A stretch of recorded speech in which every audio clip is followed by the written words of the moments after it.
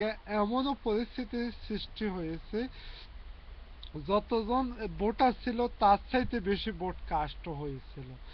এরকম কিছু ঘটনা আমরা দেখেছিলাম অনলাইনে, কিন্তু ওইরকম পরিস্থিতি হয়তো এবারও সৃষ্টি হবে। অবৈধ সরকার, অবৈধ সন্ত্রাসীরা কি না করতে পারে। সম্মানিত দেশবাসী, আপনারা এখন এখন নির্বাচনকে এগিয়ে নেওয়ার জন্য আন্দোলনকে আরো তীব্র আকারে আন্দোলন শুরু করুন। দেশ নেত্রী বেগম খালেদা জিয়ার নেতৃত্বে দেশে গণতন্ত্রকে আমরা অবশ্যই উদ্ধার করব।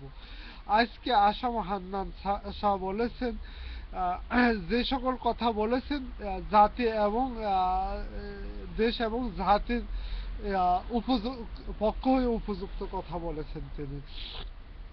সম্মানিত দেশবাসী, আজকে অবৈধ সরকার আমলে আহ, লুট, খুন এবং অপহরণ, এইসব এই সকল অপকর্ম হয়ে যাচ্ছে রাষ্ট্রীয়ভাবে, রাষ্ট্রীয়করণ বা জাতীয়করণ হিসাবে প্রমাণিত হতে যাচ্ছে।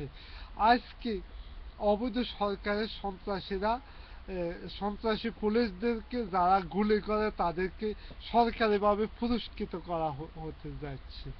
এগুলা বিভিন্ন ফিল্ম মিডিয়ার মাঝে অবৈধ আতঙ্কিত সন্ত্রাসী মন্ত্রীরা যেভাবে সন্ত্রাসের মতো হুমকি দিয়ে যাচ্ছে গণতন্ত্র পক্ষে নেতৃবৃন্দর উপর।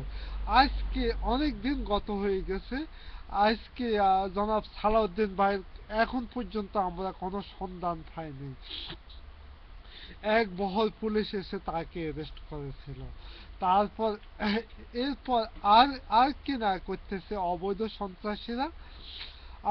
আপনারা দেখুন, এই দেশে জনগণ এখন দেশের বিভিন্ন জায়গায় বিভিন্ন এলাকাতে আহ, হাতে লাঠি এবং দেশীয় অস্ত্র নিয়ে এই সন্ত্রাসীদেরকে প্রতিহত করার জন্য এগিয়ে আসতেছে।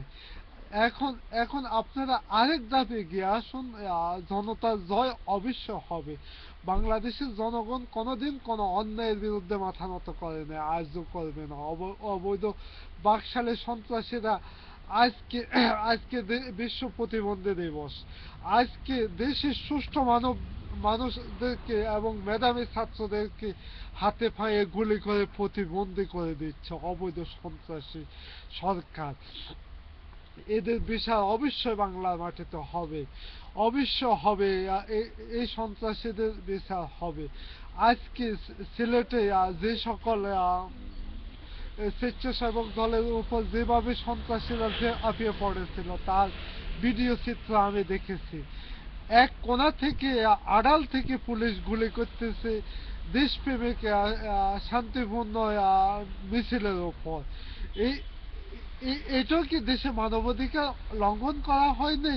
এই কথাটা আমি আমি বলতে যাচ্ছি। দেশে এই অবৈধ সরকার দেশের প্রতিটা দিন, প্রতিটা মিনিটে, প্রতিটা সেকেন্ডে মানব অধিকার লঙ্ঘন করে যাচ্ছে।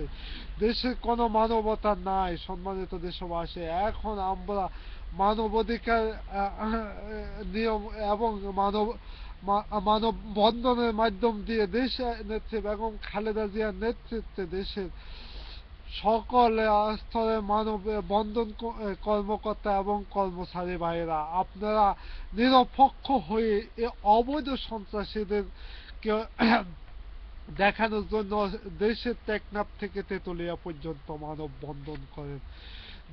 দেশকে আমরা অবশ্যই হায়ানা হাত থেকে রক্ষা করব। খোদা হাফেজ। বাংলাদেশ জাতীয়তাবাদী জিন্দাবাদ।